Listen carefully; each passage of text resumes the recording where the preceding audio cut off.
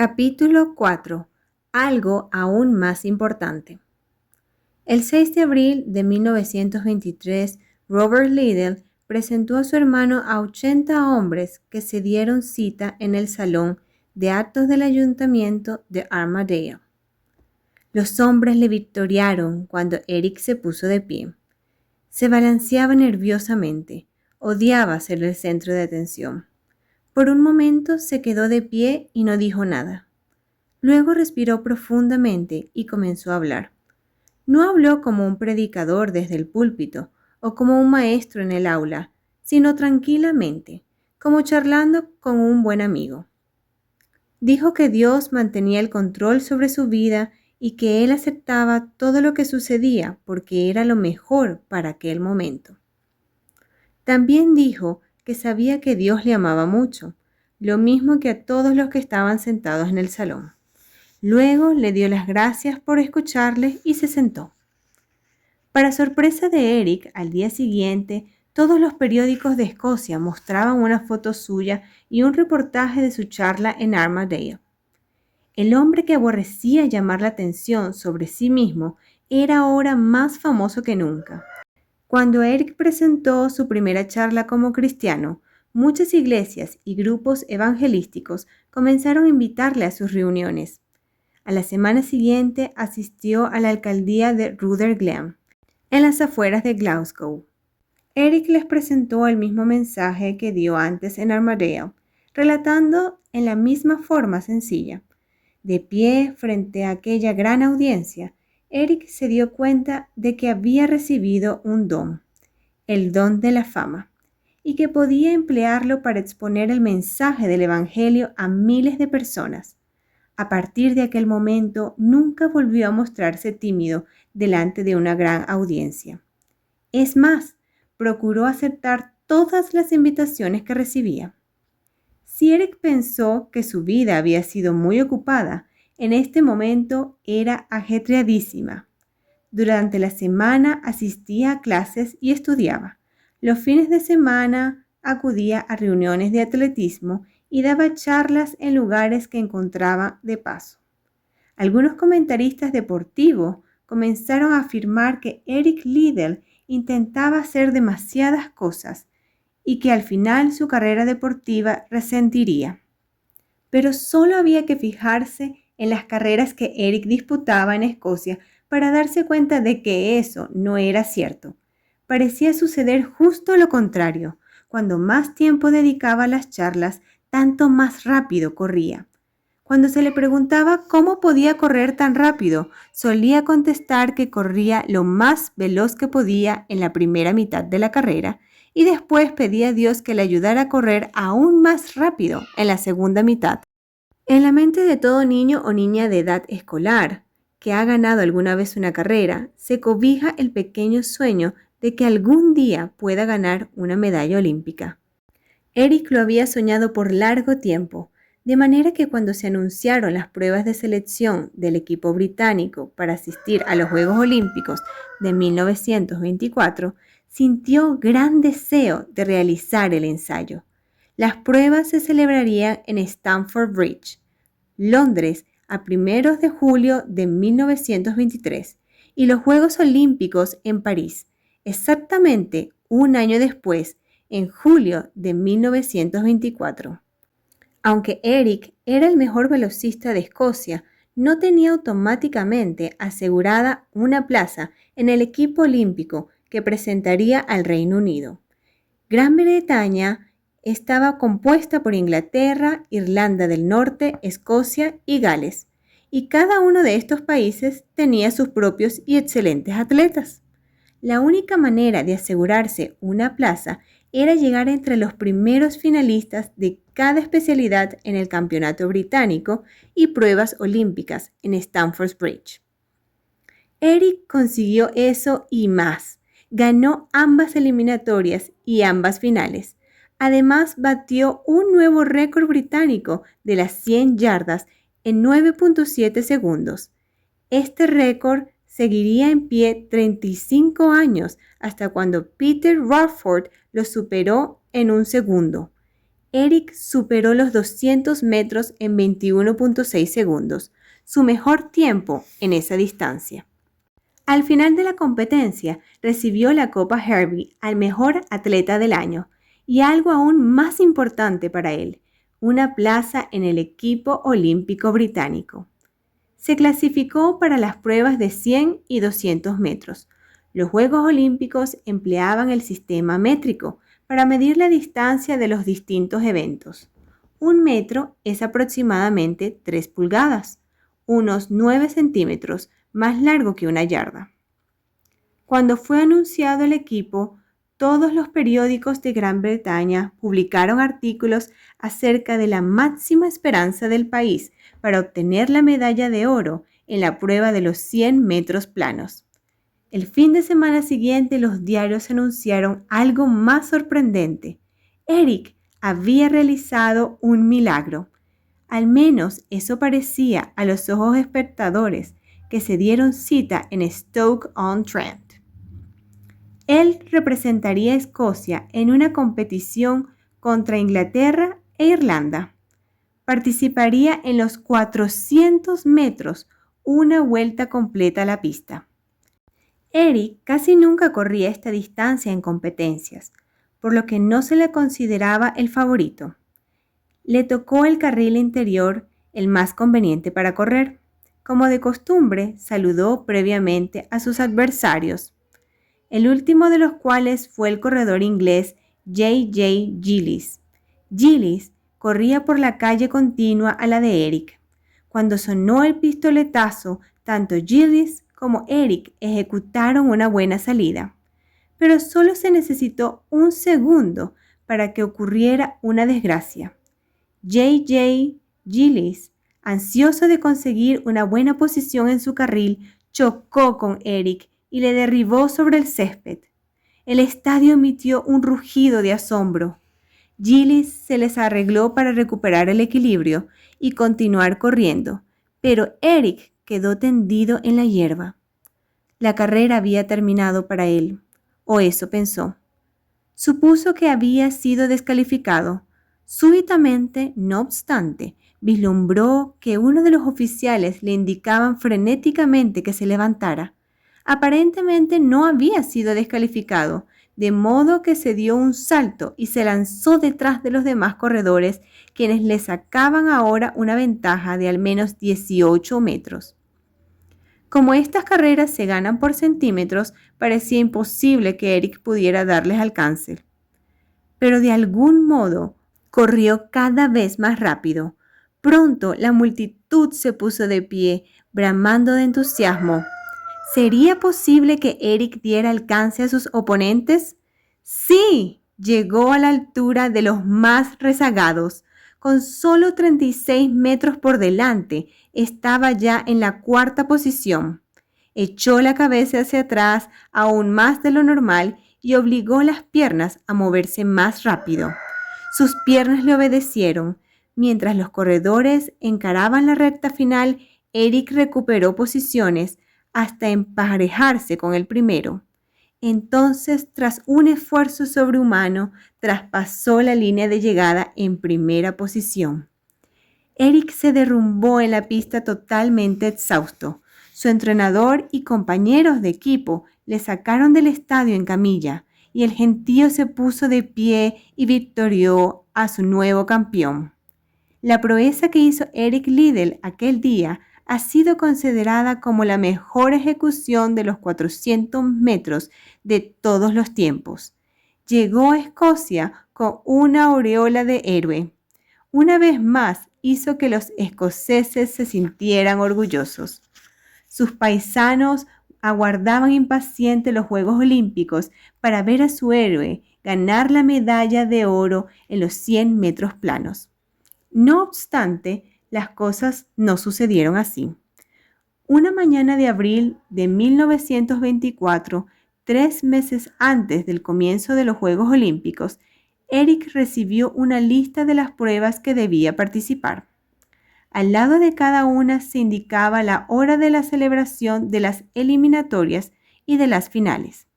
Al lado de las eliminatorias de los 100 metros había una palabra terrible: domingo. Eric miró la página por largo rato. Domingo. Indudablemente decía domingo. La eliminatoria de clasificación para el final se correría en domingo. Pero él no corría un domingo. No le cabía ninguna duda. Su entrenador y la Asociación Escocesa del Atletismo ya sabía que él no corría los domingos. Nunca lo había hecho ni lo haría. Desde su más temprana infancia se le había enseñado que el domingo es un día de descanso y reverencia a Dios. Eric había guardado esta enseñanza toda su vida. El domingo era el día del Señor y nada, ni siquiera la promesa de una medalla de oro, podía hacerle cambiar de idea. Eric notificó al Comité Olímpico Británico que no podía correr los 100 metros planos. Los periódicos se apresuraron a publicar la noticia de que Eric Liddell había rechazado competir por la medalla de oro en esa prueba. Entonces el público, que le había admirado por su capacidad y su carácter, se volvió encarnecidamente contra él. Algunos dijeron incluso que era un traidor a su país, un hombre no apto para representar a Escocia. Eric quedó abrumado por los comentarios crueles de la gente, pero no estaba dispuesto a cambiar de idea. Por lo que a él concernía, no correría en domingo y no había nada más que añadir. Para complicar aún más las cosas, las fechas para las 2 eliminatorias de relevos se dieron a conocer poco después. Tanto las pruebas de 4x400 como la de 4x100 se corrían en domingo. Como era de esperar, Eric rehusó también correr en ellas. El Comité Olímpico Británico se reunió en privado con los organizadores de las Olimpiadas de París, pero al parecer poco se podía hacer acerca de la programación de los eventos. Si un contrincante rechazaba participar un día en particular, los organizadores pensaban que esto no les incumbía. Eric lo aceptó. Era su elección y ello acarreaba consecuencias. Mientras tanto, el comité decidió hacer todo lo posible por paliar la situación. Pidió a Eric que considerara correr los 200 y los 400 metros, aun cuando no tuviera muchas opciones de medallas en ninguna de las 2 pruebas. Eric aceptó. El comité apoyó también la candidatura de Harold Abrahams, el atleta inglés que había clasificado para los 100 metros. Harold no era tan rápido como Eric, pero sí el mejor que el Reino Unido podía presentar dadas las circunstancias. Otros acontecimientos ocurrieron simultáneamente en la vida de Eric. Su hermano Robert se había licenciado en la Facultad de Medicina y fue aceptado para servir como médico en la Sociedad Misionera Británica para la China. Los hermanos se separaron sin saber cuánto tiempo pasaría hasta cuando se volvieran a ver. Una vez en China, Robert escribió a Eric acerca de los problemas por los que atravesaba el país. Se hallaba en medio de una pugna feroz por la conquista del poder político y, como de costumbre, los campesinos, los granjeros y los pobres eran quienes más sufrían sus efectos. Esta gente necesitaba mucha ayuda. En ese mismo instante, Eric tomó la decisión de seguir las pisadas de su familia y ser misionero en la China. No estaba seguro de qué lugar del país debería instalarse y por eso se trasladó inicialmente a Tientsin, lugar donde había nacido y en donde residían sus padres. Allí podía vivir con su familia hasta cuando se estableciera. Calladamente, sin confesárselo a nadie, escribió al colegio anglo-chino en Tientsin para preguntarles si necesitaban los servicios de un profesor de ciencias o de un entrenador deportivo. Cuando depositó las cartas en el buzón, sabía que debería esperar varios meses para obtener una respuesta. Esto no le importaba, porque tenía muchas cosas que hacer mientras esperaba. Para que pudiera participar en los Juegos Olímpicos y graduarse conforme a lo programado, los profesores le permitieron entregar las asignaciones con anticipación. Esto significó mucho trabajo extra para Eric, aparte del entrenamiento. Finalmente se incorporó al equipo olímpico británico y viajó a través del canal en La Mancha hasta París. A bordo del buque, muchos atletas le manifestaron admiración por su postura en contra de correr los domingos. Eric apreciaba su apoyo, aunque no lo expresara en voz alta a la prensa. El sábado 5 de julio de 1924 hacía mucho calor en París. Era el día en que se inauguraban oficialmente los octavos Juegos Olímpicos de los tiempos modernos. Los Juegos Olímpicos comenzaron a celebrarse en Atenas, Grecia, en el año 776 a.C., para honrar a las 12 dioses, especialmente a Zeus, el más poderoso de todos, que según el mito vivían en el monte Olimpo. Los Juegos se celebraban cada 4 años, dedicando un día a las carreras y a la lucha. Después, en el año 393 después de Cristo, fueron prohibidos por el emperador romano Teodosio. A finales del siglo XIX, el barón francés Pierre de Coubertin se propuso recuperarlos. Esta vez todos los países del mundo serían invitados a enviar participantes para disputar en muchas modalidades deportivas. La idea prendió y en 1896 se celebraron en Atenas los primeros Juegos Olímpicos modernos. Desde entonces se han celebrado cada 4 años, excepto en 1916, cuando fueron cancelados a causa de la Primera Guerra Mundial. Con el paso de los años se fueron introduciendo cambios en el juego. En 1912, en Estocolmo, Suiza, se permitieron por primera vez las competencias de mujeres y en París, en 1924, se incluyeron deportes de invierno. Por supuesto, las pruebas de invierno no se celebraban en el sofocante calor del verano de París, sino en Chamonix, Alpes franceses. Cada país tenía también reglas propias acerca de su participación en los Juegos. Los Estados Unidos concedieron mucho dinero para ayudar a sus representantes. El gobierno norteamericano alquiló un transatlántico, el USS America, para transportar a su equipo olímpico. El buque contaba con una pista de corcho de 200 metros, instalada a bordo para que los atletas pudieran continuar realizando sus entrenamientos. Cuando llegaron a París, el equipo norteamericano dispuso del mejor alojamiento y suficiente dinero para pagar 2 o incluso 3 veces la tarifa de un taxi. Debido al precio de los taxis, otros equipos tenían dificultades para alquilar uno hasta el Estadio Colombes, en donde se celebraron los Juegos. Si no eran norteamericanos, los taxistas no aparecían interesados en llevarles. Muchos otros participantes tuvieron que recurrir al autostop y suplicar que les acercara al estadio para competir en su especialidad. 1924 fue también el primer año en que el gobierno británico ayudó a sus competidores a pagar sus viajes y alojamientos. Hasta ese año, cada participante tenía que pagar todos sus gastos para competir en los Juegos. Fue una buena cosa que el gobierno británico decidiera cambiar esta costumbre, porque Eric nunca habría podido reunir el dinero necesario para cubrir sus gastos. Durante la ceremonia de inauguración, Eric desfiló con orgullo hacia el Estadio Colombes con el resto de la delegación británica.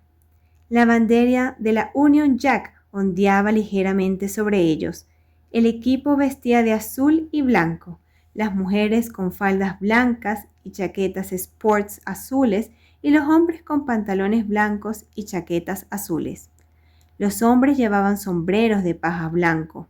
Los zumbidos de las gaitas tocaban por los mismísimos gaiteros del rey. Resonaban en el ambiente mientras los atletas desfilaban.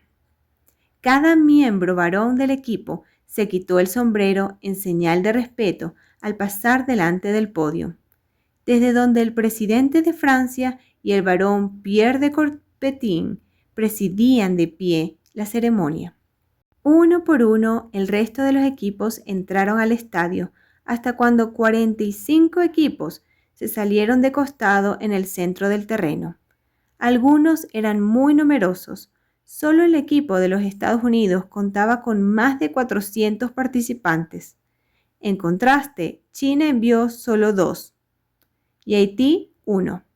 El único atleta de Haití tuvo que transportar su propia bandera y representar a su país. La ceremonia comenzó en una soleada y calurosa tarde. El barón Pierre de Coubertin declaró inaugurados los Juegos.